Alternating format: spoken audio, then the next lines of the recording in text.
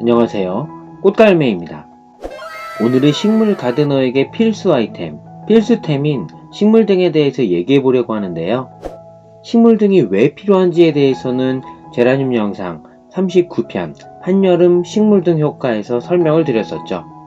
볕이 부족한 베란다 가드너에게 식물 등은 특히나 겨울철에 더욱더 필수인 상황이 되었는데요.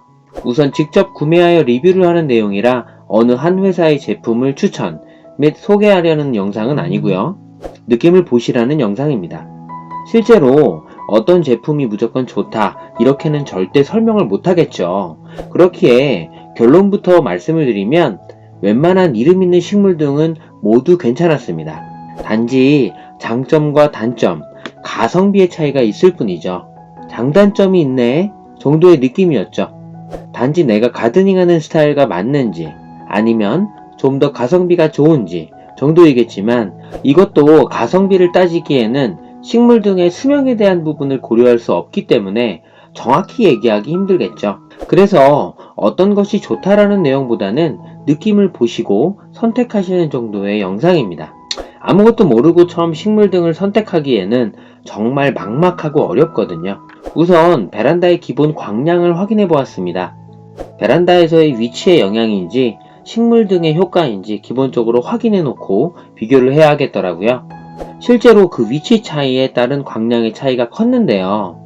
여기에서 휴대폰을 위치하는 놓는 각도에 따른 차이는 배제하고 살펴보도록 하겠습니다. 이전에 설명드렸듯이 이 광량, 룩스의 값을 다른 곳에서 비교하는 것은 정말 아무런 의미가 없다고 생각하시면 되고요. 현재 측정하는 위치마다 하나의 디바이스를 바탕으로 측정하여 상대적인 비교만 하시면 될 것 같습니다. 계절, 휴대폰의 각도, 측정 시간 등등의 엄청나게 많은 변수들이 있거든요.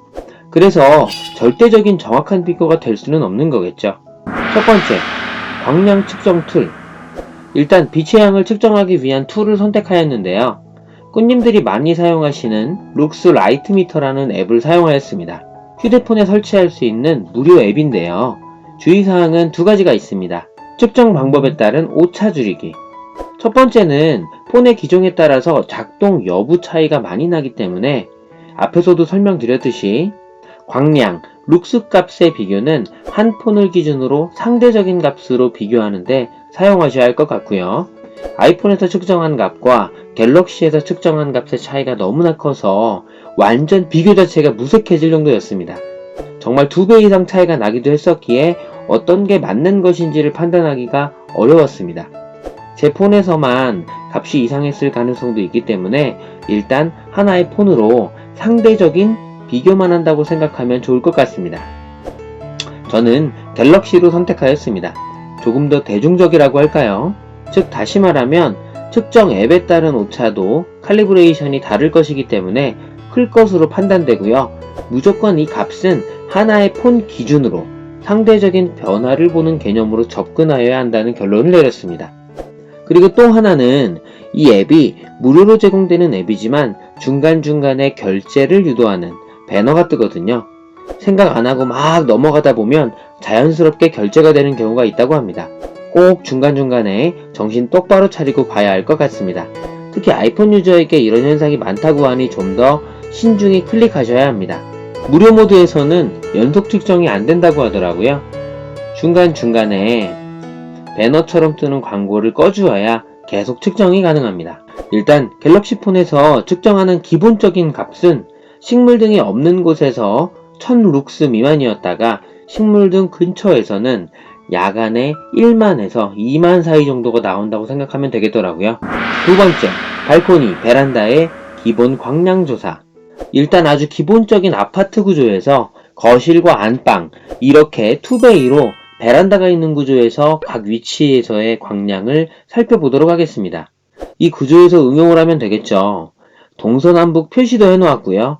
정남향을 기준으로 측정하였기 때문에 다른 방향에서는 당연히 측정 시간 및 월에 따라서 달라질 거라 생각이 되고요. 첫 번째 측정 툴을 설명하면서 말씀드렸듯이 상대적으로 위치에 비해서 어느 정도 나오는지를 보는 정도로 활용하시면 될 것 같습니다. 각 위치는 아래와 같이 세팅하였는데요. 첫 번째, 창가 자연광. 두 번째, 창과 자연광 서쪽이고요. 동쪽과 서쪽을 구분한 이유는 저희 집의 특성을 고려해서 앞에 아파트에서 가려지는 빛의 영향을 보기 위함입니다. 일반적으로 뻥 뚫려 있는 아파트의 경우는 똑같겠죠. 단지 오전과 오후에 차이 정도가 있을 것 같습니다. 해가 서쪽으로 넘어가니까요. 그 다음 첫 번째 위치에서 베란다의 창문을 열기 전과 후로 나누어서 자연광을 측정하였습니다.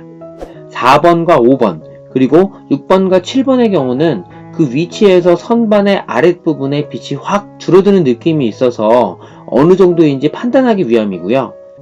베란다 창가 쪽에 주렁주렁 화분이 많고 상부층의 선반에서 또 한 번 빛을 많이 가리기 때문에 그 감쇄되는 양이 많을 것으로 판단되었습니다. 이런 경우에 식물등이 더욱 필요한 상황이 되는 거죠. 그리고 8번, 9번의 경우는 베란다 안쪽의 환경에서 온도적으로는 유리하지만 햇볕이 많이 줄어드는 상황을 확인하고 싶었는데요. 역시나 확 줄어들죠. 우선 1번 창가 자연광 정남향 가운데에서 베란다 샤시 창문을 열고 측정한 자연광은 14만 7,436 룩스입니다. 아직까지는 이게 어느 정도 느낌인지 모르겠죠. 창문을 닫고 생각해 볼까요? 같은 위치에서 단순히 창문을 닫고 측정했는데 절반으로 줄었습니다. 6만 747 룩스입니다. 약 59%의 빛이 창문을 통해 반사 또는 흡수되고 약 41%의 빛이 창문을 통해 통과하는 개념이죠. 파장 등등 깊이 있게 들어가지는 않고 쉽게 단순히 룩스의 수치값을 기준으로만 판단하도록 하겠습니다. 즉 100을 태양이 쏘아주면 그 중에 41만 창문을 통해 안쪽으로 들어간다고 생각하면 되겠죠. 2번 창가 자연광 남서쪽에서는 조금 더 작게 나오는데요. 5만 7,554 룩스의 값이 나옵니다. 오후에 측정하였기 때문에 해가 정오를 넘어서고 서쪽으로 살짝 기우는 부분이 있어서 그렇지만요. 크게 엄청난 영향을 준다고는 말하기 힘든 정도입니다. 3번 창가 자연광 남동쪽에서는 32,646 룩스로 확 줄죠. 해가 동쪽에서 뜨고 서쪽으로 뜨는 부분, 계절에 따라 태양의 기울어진 정도에 따라 다르지만요.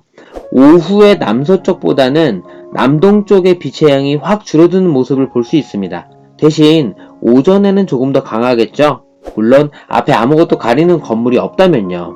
5번 베란다 거실 쪽에 있는 선반 하단인데요. 이미 창가 쪽에 주렁주렁 선반을 놓고 여러 화분을 놓았기 때문에 빛이 많이 줄어드는데요. 거의 1249 룩스까지 줄어듭니다. 거의 빛을 못 본다고 봐야겠죠.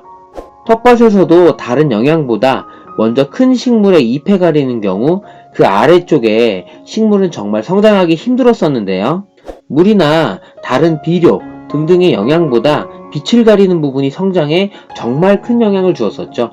9번 안방에서 측정을 했을 때는 의외로 값이 높게 나왔는데요.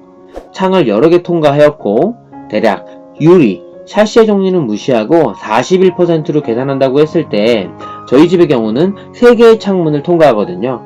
불투명한 유리의 부분은 고려하지 않고 그냥 생각해 보았는데요. 안방이 남동쪽이거든요. 오후 3시 30분경이 빛이 가려지는 부분을 고려해서 베란다에서 창문을 닫고 32,646 룩스였거든요.